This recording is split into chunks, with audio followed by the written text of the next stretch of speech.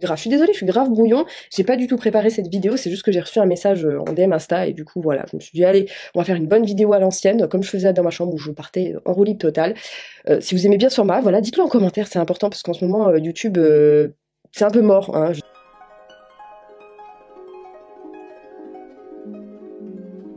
Aujourd'hui, on se retrouve pour une problématique un petit peu moins fun, vraiment un peu compliquée à aborder, parce que autant il y a des personnes qui vont être totalement avec nous, qui vont compatir justement à nos problèmes, autant il y a des personnes qui sont en totale opposition à ce qu'on essaie de leur expliquer et vont trouver d'autres boucs émissaires. Bref, c'est un petit peu désolant. On va parler de la perte de cheveux post-coco. Donc pour des raisons de censure, parce que j'ai pas envie de me... Ah voilà, c'est bon.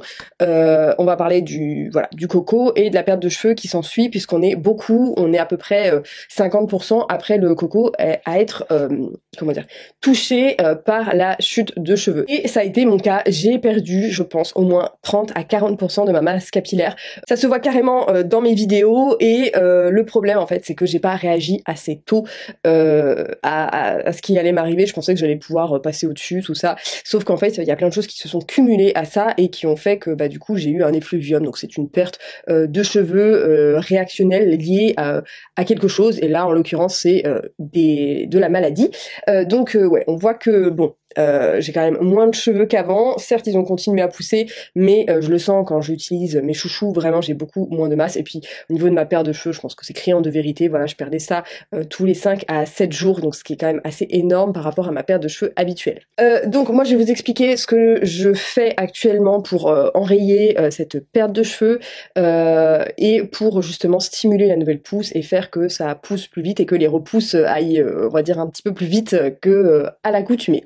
Tout commença, je crois c'était en avril 2022, donc je n'avais jamais eu le coco jusqu'à présent, alors que d'autres personnes autour de moi l'avaient. Écoutez, moi je l'ai jamais attrapé, ou en tout cas je ne me suis jamais testée au moment où j'étais potentiellement contaminée. Bref, peu importe, et là j'ai dû faire tester mes enfants, ils étaient positifs, je me suis testée, j'étais positive.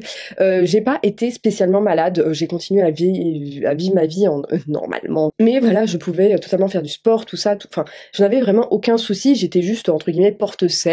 Voilà, j'ai continué ma vie, et c'est vrai que ça fait plusieurs mois, même maintenant quasiment années, que je ne prends plus de compléments alimentaires capillaire parce que bah à cause de mes problèmes de peau j'avais peur que ça interfère, etc., bref. Et en fait 2 semaines après j'ai eu un espèce de rhume où j'étais patraque, je pensais que c'était la grippe, or non, c'était un rhume. Et 5-6 jours après ce rhume j'ai véritablement attrapé la grippe qui je dois vous le dire était assez costaud. Donc j'ai cumulé coco et grippe à 2 semaines et demie d'intervalle. La grippe était vraiment hard, mais de chez hard, et pas du tout réagi en termes de compléments alimentaires. Donc faut savoir que je prends des compléments alimentaires où il y a un petit peu tout dedans, mais on va dire que c'est pas des compléments alimentaires que je prends tout le temps. Je vais essayer de le prendre le plus possible, mais bon bref, voilà quoi. Mais c'est pas spécifiquement pour la pousse des cheveux. On va retrouver un petit peu toutes les vitamines, mais bon voilà. Après il y a des vitamines qui sont plus bioassimilables que d'autres. Enfin voilà, il y a plein de nuances à prendre en compte. Donc moi je prends un truc global pour être sûr d'avoir un petit peu de tout qui pourrait voilà, compléter les éventuellement que j'ai. Bref, et en fait 2 semaines après je partais en vacances avec une copine et j'ai découvert des problèmes de gluten, donc j'ai été un petit peu embêtée niveau transit, ce qui fait que tout ce que j'avalais ressortait directement. Et donc ce qui fait que pendant quasiment 3 semaines, j'ai été on va dire un peu sous-nutrie quoi, parce que du coup j'avais rien qui restait à l'intérieur de moi, donc c'était un petit peu gênant. Ce qui a sûrement ajouté au problème suivant, et en fait pile 3 mois après la contamination du coco, j'ai commencé à perdre des sacrées poignées de cheveux. Et en fait, je l'ai vu quand je passais la brosse, et bien, je retirais en fait des mèches entières de mes cheveux, et j'étais en mode waouh, mais j'ai jamais eu une perte de cheveux comme ça, même avant quand j'avais les cheveux beaucoup plus longs. Et là, ça m'a vraiment choquée. Et là, je me suis dit oups, bon, alors peut-être que c'est une fois, et puis la semaine suivante on rebelote, et la semaine suivante rebelote. Merde, j'aurais dû faire quelque chose avant parce que j'étais au courant. Enfin, j'avais des copines qui m'ont dit ouais, moi j'ai grave perdu mes cheveux après le coco. Enfin, j'ai eu plein de témoignages comme ça, et aussi également d'abonnés. Vous avez été plein de dire ouais Gabi, j'ai perdu 50% de ma masse capillaire, comment je fais? Le problème que j'ai eu, c'est que moi j'ai pas du tout réagi à temps, j'ai réagi en fait 3 mois trop tard, et il aurait fallu que je réagisse en fait dès le moment où j'ai été contaminée.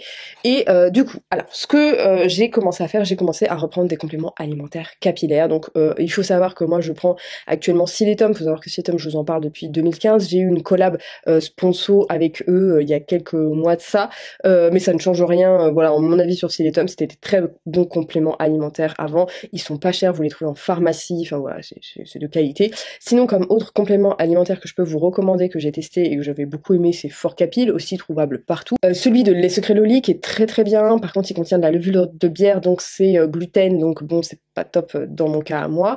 Vous avez également tout ce qui est In Hair Care, qui est vraiment pas mal du tout en termes de cure. Vous avez également des gummies avec de l'ortie, etc. Et sinon, avec des produits avec des moindres coûts, vous avez WAM Cosmétiques qui propose du coup une cure skincare également et une cure hair care qui est très bien avec les bons actifs pour la pousse des cheveux, toujours en gélule. Siletum, je crois qu'il y a des gummies. Forcapil aussi, il y a des gummies. Moi je m'en fiche, je prends des comprimés avalés, ça me va très bien. Il va falloir que vous sécurisiez, on va dire, toute votre alimentation. Donc, privilégiez des compléments alimentaires capillaires et également vous assurer que vous n'avez pas de carence. Alors, je vais pas vous envoyer chez votre médecin faire une prise de sang parce que bon, enfin moi je vois le mien quand je lui dis ouais j'ai de l'acné partout, je suis ravagée, j'ai mes règles qui s'arrêtent, il veut limite pas me faire de prise de sang. Donc je vais pas vous envoyer faire une prise de sang juste parce que vous perdez vos cheveux. Vous comprenez que bon il y a pas mal de médecins. Ah oui vous perdez vos cheveux mais c'est normal, c'est la mue, c'est comme les chiens. Allez hop ça dégage. Donc voilà. Essayez de vérifier, enfin voilà, essayez de prendre un complément alimentaire qui couvre un petit peu tout, plus un complément alimentaire capillaire. Et surtout, vérifiez que vous n'êtes pas anémié, donc peut-être vous complémenter en fer, et soit en comprimé, soit vous savez en fer sous format liquide qui est mieux toléré par l'organisme pour éviter tous les désagréments de digestion, n'est-ce pas mesdames? Bref, donc à partir de là, voilà, on a sécurisé l'aspect alimentation, donc essayez au maximum d'avoir une alimentation équilibrée, de favoriser des aliments notamment comme les œufs, enfin bon bref, qui vont faire que vous ayez une kératine de bonne qualité. Donc voilà pour ça. Ensuite, je me suis attaquée du coup à l'externe, qui est, on va dire un petit peu ma partie préférée parce que j'ai vraiment l'impression de faire quelque chose. Donc tout ce qui est externe, en fait, je vais agir sur 2 points. Je vais agir justement sur la chute. Donc j'ai commencé à utiliser les petites pipettes Siletum qui, je trouve, en plus de ça, sont très bien parce qu'elles ne graissent pas du tout. En tout cas, moi, avec ma porosité forte, ça ne graisse pas du tout mon cuir chevelu. Je peux en mettre tous les jours et ça c'est quelque chose que je fais voilà très régulièrement tous les jours ou tous les 2 jours pour enrayer la chute. Et si jamais comme autre comment dire, comme autre soin, j'utilise aussi le soin typologie qui est au gingembre, donc c'est d'autres actifs, ça va stimuler la pousse, etc. Donc voilà, ça aussi c'est bon à prendre et je l'utilise également un jour sur 2 des fois, ou des fois je fais que typologie. Et sinon en version pas chère, mais par contre je trouve qu'il fait des petites pellicules, donc ça peut être gênant pour certaines personnes. Je te conseille du coup ce soin-là pour la pousse Mademoiselle Bio qui est très bien, mais effectivement si tu le frottes un peu ça peut faire des pellicules en fin de journée. Enfin bon voilà, ça dépend toujours de voilà, si vous avez un travail où vous mettez un chapeau, une charlotte, je pense que vous en foutez quoi. Et j'utilise un shampoing également qui va stimuler la pousse du cheveu, donc c'est le shampoing fortifiant Mademoiselle Bio, voilà, ça fait des années que je le recommande, il est bien, il lave bien les bains d'huile, et justement les bains d'huile, on va y venir. Je me suis remise aux bains d'huile et notamment avec des huiles vasodilatatrices, en tout cas qui vont voilà stimuler l'afflux sanguin au niveau du crâne, parce que c'est ça qui va entre guillemets augmenter la vitesse de pousse et vous aider aussi à stimuler tous les nouveaux petits cheveux pour pas qu'ils restent tout petits et qui cassent, voilà, les faire qui reviennent combler entre guillemets les trous. Et du coup j'utilise en ce moment l'huile d'ail WAM, et alors ne prenez pas peur parce que je déteste l'odeur de l'ail sauf sur du pain avec de l'huile d'olive ou du beurre au choix. Là clairement l'huile d'ail n'a pas du tout d'odeur particulière, donc je vous conseille très vivement l'huile d'ail qui va bien stimuler la pousse. Si vous êtes un petit peu plus tolérant au niveau de l'odeur, vous avez également l'huile de moutarde de chez WAM qui pourrait beaucoup vous aider. Bref, en tout cas, n'hésitez pas à dérouler la barre d'infos, je vais vous mettre plein de références en termes de compléments alimentaires, de soins capillaires, etc. Pour vous aider à vous orienter vers ce qui vous intéresserait potentiellement. Bref, également l'huile de roquette, alors ça c'est une huile qui est pas mal, c'est une nouvelle huile, franchement c'est pas mal. Alors j'ai quand même une grosse préférence pour l'huile d'ail parce qu'on sent vraiment que je saurais pas comment dire, mais ça travaille un petit peu. Et pour celles qui le peuvent, entre guillemets, vous pouvez très bien vous tourner vers des huiles essentielles qui vont stimuler la pousse. Parmi elles, vous pouvez trouver celle-là. Moi, c'est pas une solution pour laquelle j'ai opté. Pourquoi? Tout simplement parce que je vais encore au soleil et du coup, comme les huiles essentielles sont photosensibilisantes, j'aimerais éviter de prendre un coup de soleil sur mon crâne tout blanc qui n'a jamais été exposé au soleil, qui maintenant, voilà, il y a des trous, quoi. Puis ouais, on le voit bien, là. Enfin, j'avais pas des trous comme ça, enfin, voilà, on dirait le début d'une calvitie, bref. Donc vous pouvez très bien utiliser les huiles essentielles, ça peut être une solution tout à fait acceptable. Les diluer, par exemple, dans un petit peu d'huile et d'aloe vera pour des porosités faibles. Sinon, si vraiment vous voulez un soin ultra rapide à faire, ultra économique, dans lequel vous pouvez intégrer des huiles essentielles, vous avez ce DIY là de chez WAM, à base de gel d'aloe vera qui va hydrater votre cuir chevelu, de caféine qui va stimuler la pousse, et en plus de ça, ça va pas laisser de résidus gras. Faire un chignon bien plaqué, donc c'est très très bien, à laquelle tu peux rajouter des huiles essentielles. Et donc je disais les bains d'huile, du coup je fais des bains d'huile la veille avant chaque shampoing. Donc la veille au soir, je vais m'enduire mon crâne d'huile, donc en ce moment c'est huile d'ail, et le lendemain je vais faire mon shampoing pour la pousse qui contient du camphre, enfin voilà, qui va stimuler tout ça et qui va permettre une bonne pousse des cheveux. Alors maintenant, pour être totalement honnête, le résultat ne se voit pas du tout, sauf pour ma mini calvitie, ma pelade en fait 2 semaines oui, c'est ce que je t'ai pas dit, 2 semaines après le coco, avant que j'ai mon rhume et avant que j'ai eu une pelade directe, ça m'a fait un gros trou au milieu du crâne, et aujourd'hui je pense que tu ne le vois plus du tout, et il a d'ailleurs complètement repoussé. J'ai 5 cm de cheveux comme ça, j'ai une petite antenne, donc là je l'ai bien plaqué avec le gel pour pas que l'antenne ressorte, donc j'ai quand même de l'espoir par rapport à retrouver de la densité. Oui, mes cheveux vont repousser, oui, par contre ça va prendre du temps, bon alors certes un petit peu moins de temps que si je ne faisais rien du tout, mais oui, ça va prendre du temps pour retrouver la totalité de ma densité capillaire. Je pense que si tout va bien dans le meilleur des mondes, je retrouverai une densité un petit peu plus convenable, je pense, d'ici 1 an. Hein.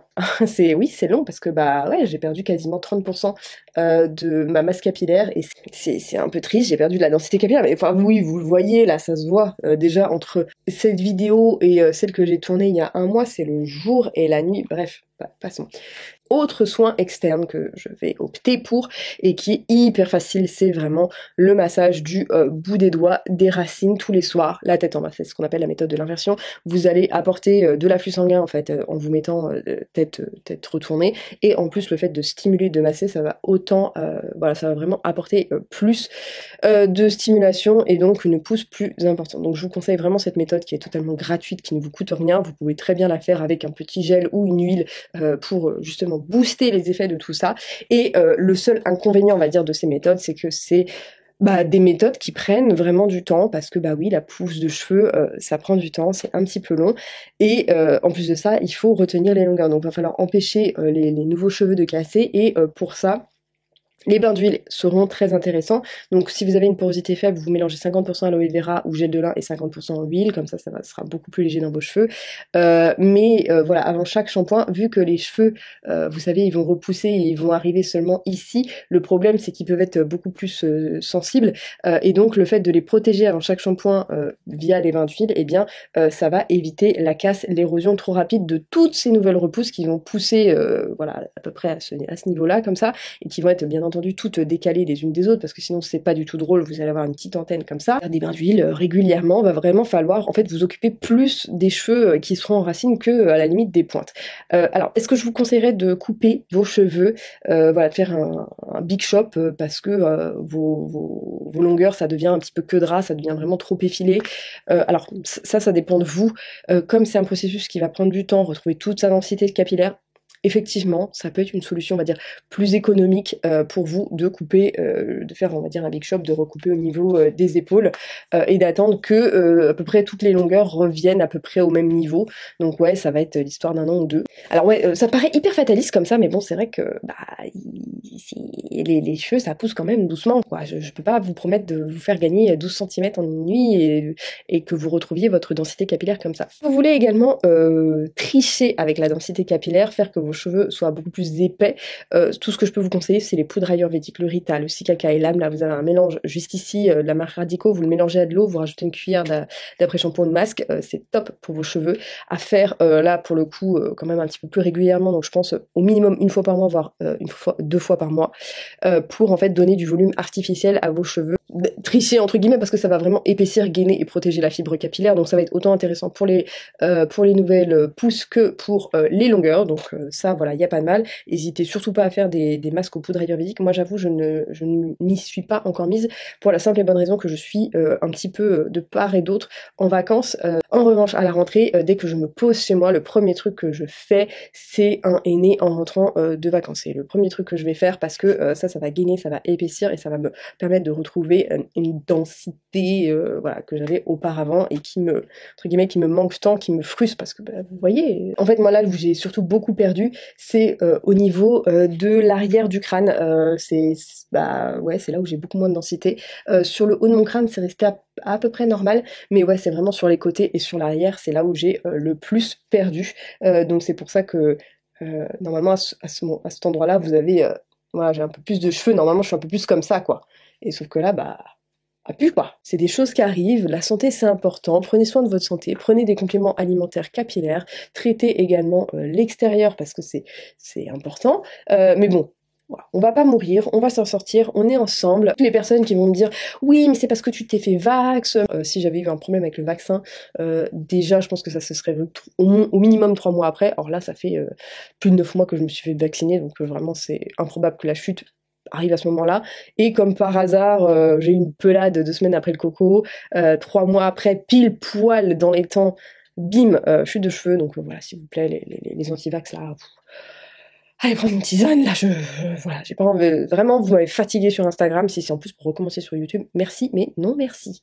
Bon, en tout cas, pour toutes les personnes qui sont touchées de près ou de loin par la chute de cheveux et que si jamais c'est très très très très important, n'hésitez pas à consulter votre médecin parce que c'est peut-être le signe d'une maladie beaucoup plus grave sous-jacente comme une hypothyroïdie ou voilà, des choses un petit peu moins sympathiques. Donc si jamais vraiment c'est trop pour vous et que vraiment vous perdez trop de votre masse capillaire, n'hésitez pas à consulter votre médecin, peut-être qu'il va vous trouver la cause de tout ça et vous trouver des solutions. Voilà, j'espère que tu as aimé cette petite vidéo. Moi je te fais plein de bisous et je te dis à très bientôt dans une prochaine vidéo. Bye bye.